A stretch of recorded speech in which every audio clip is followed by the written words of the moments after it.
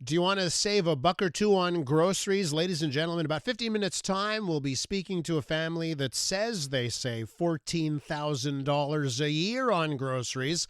We'll find out how they do it next on the program. We begin this third hour of the show, though, looking at sleep. Now, we all have our own way of sleeping at night. However, what we may not realize is that how we sleep changes as we age, for better or for worse. 1 in 2 adults in Canada have trouble getting to sleep or staying asleep, while 1 in 5 adults in Canada do not find their sleep refreshing. All the more reason why we should be talking about sleeping right now. And with that in mind, we go to Dr. Arsenio Paez, Executive Director of the Canadian Sleep Society. Dr. Paez, welcome to the program. Thank you. I'm excited to be here. So how much sleep did you get last night? So unfortunately, not enough. I did try, but like many Canadians, I find sometimes that life interferes with sleep. But I do try to get my the best I can. Oh, I love this, right? So I'm speaking to the executive director of the Canadian Sleep Society. Seems like you go through all the trials and tribulations, getting to sleep, staying to sleep, like the rest of us. Absolutely. So why is that? Why can't even the executive director of the Canadian Sleep Society get a good night's sleep? Well, I think, we live in such a connected digital world. It's not like the world, for example, I think that my grandparents would have lived in when life happened from 9 to 5 and then one went home, had dinner, and went to sleep. I think the world we live in now, it's on a 24-hour cycle. And so despite all your best efforts, it takes sometimes just some thought and some planning to really preserve and prioritize sleep. And I think also culturally, we've kind of unfortunately done something where we kind of think if you have to be productive and if you're sleeping, you're not productive. It's a shame because it's really counterproductive. It actually is worse for health to look at that. And it's not good for quality of life either. Well, and I guess it depends on how you look at it. Like, I hear these stories of these CEOs, and by the way, it's not lost on me that some of the most quote-unquote successful or wealthy big business people in the world, you find out that they go to bed at maybe midnight and they wake up at 4 a.m. And those, I've said to myself, those people are built differently. I'm never going to be like that. I never want to be that way. I like my 8 hours a day. I'll take the financial hit. Give me 8 hours, right? Absolutely. So I never look at it that way. But I think we do all say to ourselves, man, I'd like to have this really good night of sleep. And maybe we're saying to ourselves, I used to sleep better. What happens as we age on that front? Yeah, so as your whole body, your brain, everything evolves. We're not the same. I wish we were the same at 80 as we were at 20. I wish I was the same at 51 now that I was at 18. But as we get older, sleep just changes. It just naturally becomes a bit. It becomes a bit lighter. You sleep a bit less. It kind of becomes a bit more fragmented. It's not always unhealthy. It's natural for sleep to change, but for some people, those natural changes happen to collide with other changes and with their lifestyle and with other things that interfere with sleep. And that's where it becomes more problematic. So, for example, lots of people as they get older say, I feel like I fall asleep earlier in the evening and I wake up earlier. That's a bit natural. There's an internal clock in your brain that kind of helps to set when you wake and when you sleep. And as you get older, it shifts a bit. The problem becomes when that sort of collides with other things and now you have a lot more trouble sleeping and you have a lot more trouble staying asleep and you have a lot more trouble getting good quality sleep. And that's where the problems happen. Is it gradual or does it happen in like phases? Like, are there a few phases as you go through life where there will just be substantial change? It happens gradually as you get older. Some life events do kind of accelerate things. For example, menopause and changes in hormones for women. Life events can kind of accelerate these things. We've all had periods of life where we feel a bit more stressed, or even sometimes you have wonderful things that, so many of them happening at once, a marriage, moving houses, and all of that can kind of sometimes lead to a period where you're not sleeping as well. But over time, for every 5 or 10 years older we get, it tends to kind of shorten our total sleep time a bit. So that's a natural change. You see it more, from the time you get, really, you can look back almost to your 40s. I mean, throughout your lifetime, you sleep differently. Infants sleep differently, children sleep differently, adults, young adults, older adults. That's why we never really say there's one set sleep time for everyone, because it kind of depends as you get older. But as and as you age and mature, but it does decline steadily from your 40s on.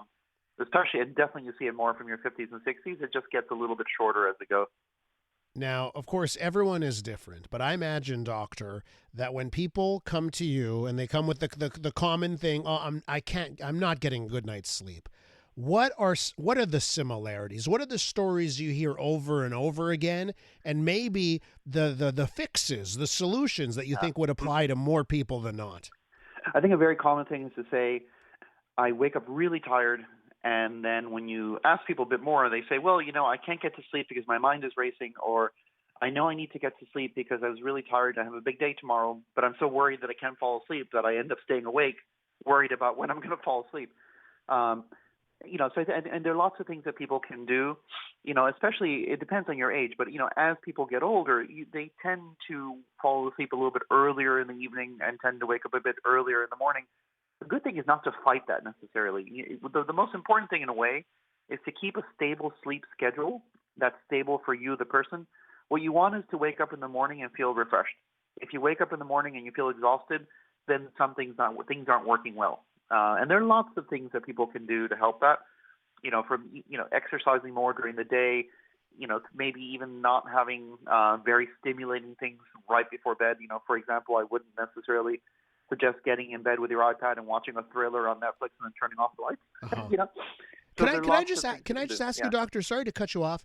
You brought up exercise. Yeah. And I just want to say, like in my life, what I've noticed, the days where I do some sort of physical exertion, and it doesn't even matter what time of day. Like if I can go out for a run at 10 o'clock at night, I have a great night of sleep.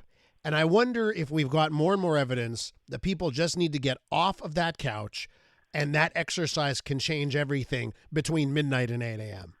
Oh, absolutely. So exercise, for sure, we know. It's funny, one of the exercises is one of the few treatments that we know that actually changes some of the actual physiology, some of the things your brain is doing in a hardcore sense while you're sleeping. But exercise definitely improves sleep, especially with older adults. Even older adults who have cognitive difficulties or Alzheimer's or dementia, exercise can help improve their sleep. The other thing about exercise is important. It's part of a healthy lifestyle, and so is sleep. I think if I can deliver a message to people, don't think of sleep as something you catch up on later or it's something that's not really that big a deal for health. Sleep is as important for health as diet and exercise, and they're all intertwined. One affects the other, but definitely exercise and being more active will improve sleep. It also improves so many other things, your cognition, your mood, and those things also improve sleep. So absolutely, I think exercise is something. It doesn't have to be hardcore. It doesn't have to be sort of the weekend warrior doing a marathon. Even low-intensity exercise for older adults who may have arthritis or even Alzheimer's, even lower-intensity exercise really helps improve sleep. So it's a really important thing to keep in mind. Let me ask you, because I know you were touching on screen time before I cut you off there. And in the time that we have, I want to talk about screens. For me personally, I use screens right before I go to bed. I fall asleep right away. And I just read an article that basically was intimating, that screens have turned into a boogeyman on sleep, and maybe they're not as bad as we like to think. But what's the latest research there on screens for most people when it comes to getting a good night? So that depends on your age also. At different points of life, you have these receptors in your eyes and your retina that are very, very sensitive to some of the blue light that comes from screens, and that interferes with the production of melatonin, which is a hormone that kind of helps you set the conditions to fall asleep. That changes as you get older. I think the issue with the screens, other than that, is more that depends on what you're doing. If you're doing something that's very relaxing and calming, some people listen to music, some people read. Something that's very calming and helps you drift off and sort of set the stage to sleep, that's okay. If somebody's watching, for example, the latest sort of suspense thriller that ends on a cliffhanger and then wants to go to sleep, that's where it interferes because it creates all this sort of, emotional excitement and tension. That's hard to turn off on a dime. So I think the thing is everything really depends on the individual, where you are in your state of life, your health in general, even what you're doing on the screen. That's really – so I'm not one to say that there are always and nevers. It really kind of depends a bit on what you're doing and where you are and what that was on your screen. But generally, if you're younger, the blue light is really not good for sleep. And, you can turn it into night mode and do other things. But just to make sure that thing on your screen isn't something really exciting or anxiety-provoking, because that will definitely interfere with sleep. Dr. Paez, I stopped watching The Walking Dead a few years back. Exactly. And like in season 11, I just stopped watching, and I said to myself, okay, I want to finish this series. I watched 10 seasons. I got to watch the last one. And I was watching one recently, and I was like, oh, yeah, I'm making the connection now. Watching The Walking Dead before sleep didn't actually work. So point taken on that last one. I got to leave it there, Doctor. Thank you so much for your time. Really informative. It was a pleasure. Thank you. And sleep well, everybody. Thank you. I'm sure our listeners are open for it. That's Dr. Arsenio Paez, Executive Director of the Canadian Sleep Society. I'm Dylan Playfair. And I'm Tyler Smith. We're putting loneliness in the penalty box by talking to some of our favorite athletes about the importance of friendship. This is Bromance. Bromance is brought to you by Charm Diamond Centers, proudly Canadian-owned and operated. Charm has been part of your love stories and bromances for over 50 years. And you can find Bromance on the iHeartRadio network or wherever you get your podcasts.